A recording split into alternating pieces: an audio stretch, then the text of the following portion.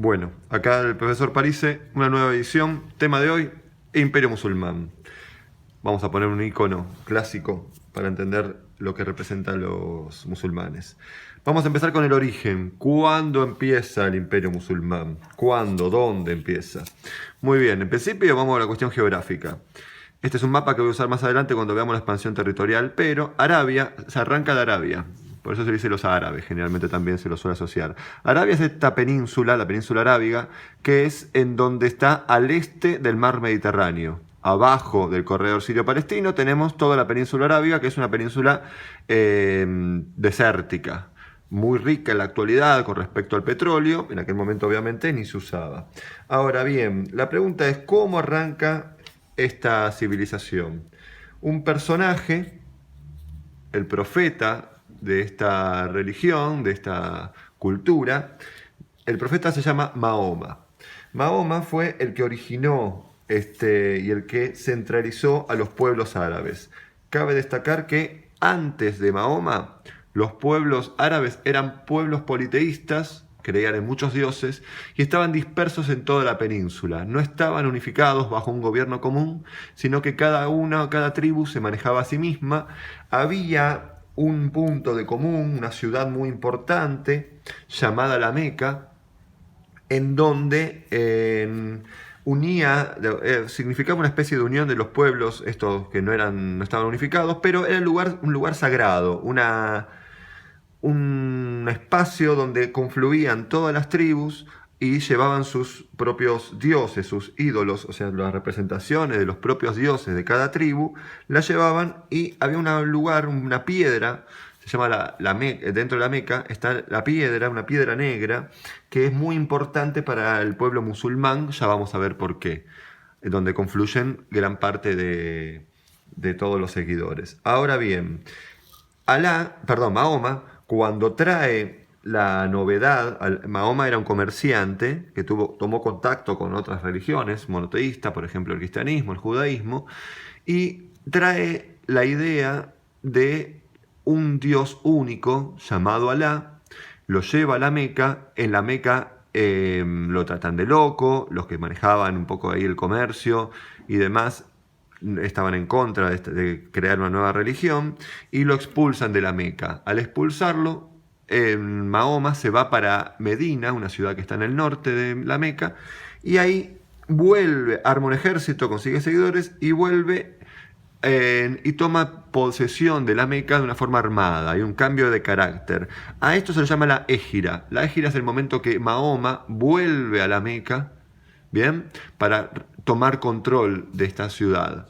Ahora, es muy importante entender esto. La égira es el año cero, es el momento que empieza el calendario musulmán. ¿Ok? Muy importante. Ahora, después de Mahoma, estos pueblos dispersos, descentralizados, con muchos dioses, a partir de ahí los pueblos de los pueblos de Arabia se centralizan bajo un poder común y adoptan el Islam. Ahora vamos a ir a las características de la religión. Acá el Islam es la religión musulmana, ¿bien? Acá les agregué una imagen para que vean cómo vestían y demás, para tener una imagen. Algunas películas y demás habrán visto. Vamos con el segundo tema que vamos a analizar. El segundo tema es la religión musulmana. Segundito. La religión, como recién decía, es una religión monoteísta. Creen en un solo Dios, el único Dios llamado Alá. La palabra Islam viene justamente de la idea de sumisión, sumiso es estar bajo la autoridad absoluta de un solo Dios. El libro sagrado es el Corán para ellos, así como nosotros los cristianos tenemos la Biblia, ellos tienen el Corán, un libro muy hermoso con muchas enseñanzas. Los principios religiosos, obviamente, además de tener el único Dios, Alá, el profeta, Mahoma, tienen ciertas obligaciones religiosas. Por ejemplo, orar por lo menos 5 veces en dirección a la Meca, estén donde estén los musulmanes en el mundo, esto en el pasado y aún en la actualidad, deben orar 5 veces siempre en dirección a donde esté la Meca. Bien, ahí tengo una imagen de una persona rezando. Practican la hospitalidad, la limosna, es obligación, ayuno en el mes de Radamán para ellos, y peregrinar por lo menos una vez en la vida. Peregrinar es ir en movimiento, es un tránsito religioso en dirección con un objetivo religioso, claro está, en dirección a la Meca. Por lo menos una vez en su vida todo musulmán debe ir y conocer la Meca. También quería agregarle esto: a los templos musulmanes, en la actualidad, en el pasado, se los llama mezquita. Ahí elegí una imagen para también algo que vamos a lograr más adelante, pero también eran muy importantes sus construcciones. Bueno, muy bien, pasamos al tercer tema, que es muy importante porque justamente la palabra, el título lo indica. Los musulmanes tuvieron, vamos al tema de la expansión territorial. Tuvieron una expansión impresionante, en muy poco tiempo lograron constituirse como un gran imperio. Ahora vamos a llegar para ver las zonas que abarcaron, pero antes quiero explicar un poco las causas. ¿Por qué tan grande expansión en tan poco tiempo? En principio, muy importante entender, la unificación política. Al unificarse después de Mahoma, como tomar el poder de los pueblos árabes, se unificaron, y al unificarse también les dio más poder. A su vez tuvieron la cuestión fortuita de que el imperio de Bizancio y los persas estaban debilitados, con lo cual aprovecharon también esta cuestión. Y por otro lado, también muy importante es el tema del extremismo religioso.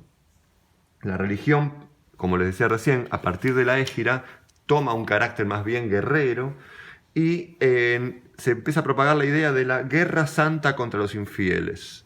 ¿Qué significa esto? La guerra santa contra los infieles, también argumento, cuidado, utilizado luego por los cristianos, cuando el momento de las cruzadas.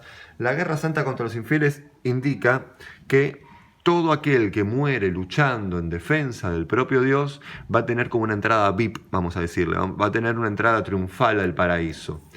Esto es muy importante dentro de la religión musulmana, pero quiero aclarar, porque esto también hay un prejuicio también actual con respecto a que todos los musulmanes son terroristas y demás, y hay un grave error ahí. Al contrario, como decía antes, en realidad los principios religiosos promueven la hospitalidad, la limosna, la ayuda al prójimo. Entonces está muy agarrado a esta idea de la guerra santa, pero cuidado que los cristianos también utilizaron el mismo argumento para poder dominar a otros pueblos. Ahora, vamos a ver cuáles fueron las zonas conquistadas, qué conquistaron estos pueblos.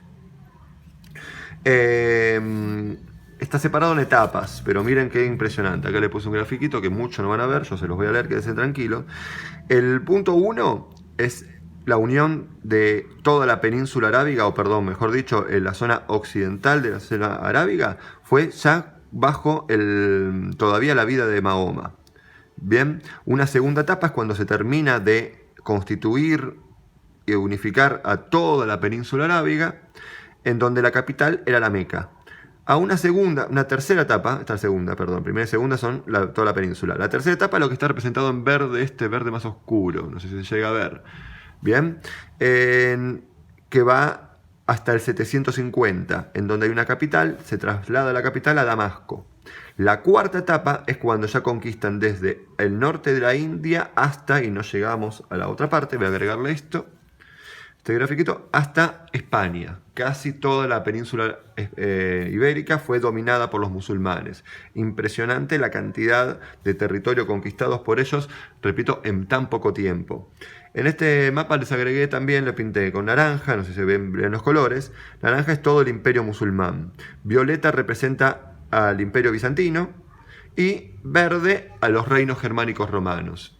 Vale aclarar que los musulmanes, al entrar en España, toman el poder de lo que antes estaba bajo el dominio de los visigodos, un reino germánico romano. Ahora acá este mapa, quiere representar un poco esta idea de la convivencia de estas tres civilizaciones: los islámicos, los musulmanes, el imperio bizantino y lo que sería el occidente europeo medieval. En esto que es violeta, que está acá representado, la península de Anatolia o Asia Menor, Turquía actual, fue de a poquito también conquistada por los musulmanes ocupándola, hasta que son los musulmanes mismos los que determinan el fin del imperio bizantino, tema que vamos a ver en un futuro tema.